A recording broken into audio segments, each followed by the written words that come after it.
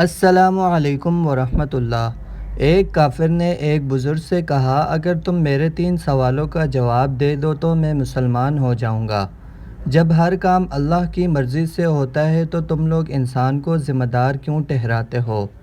جب شیطان آگ کا بنا ہوا ہے تو اس پر آگ اثر کیسے کرے گی؟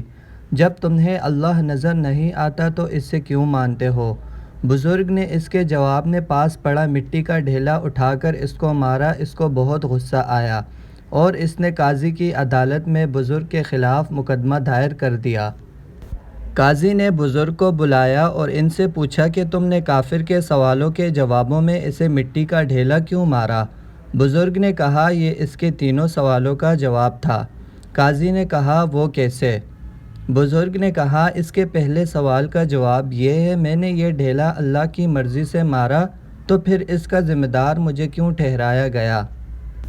دوسرے سوال کا جواب یہ ہے کہ انسان تو مٹی کا بنا ہے، پھر اس پر مٹی کے ڈھیلے نے اثر کس طرح کیا؟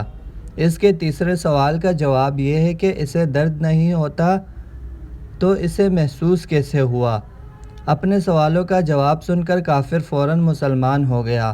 جو لوگ اللہ رب العزت کے لیے اپنی زندگی وقف کر دیتے ہیں، اللہ تعالیٰ ان کی تربیت کرتے ہیں اور کس موقع پر کیا کرنا ہے اللہ انہیں سمجھا دیتا ہے۔ اگر آپ کو ویڈیو اچھی لگی ہو تو ویڈیو کو لائک کریں، چینل کو سبسکرائب کریں۔ جزاک اللہ۔ اللہ حافظ۔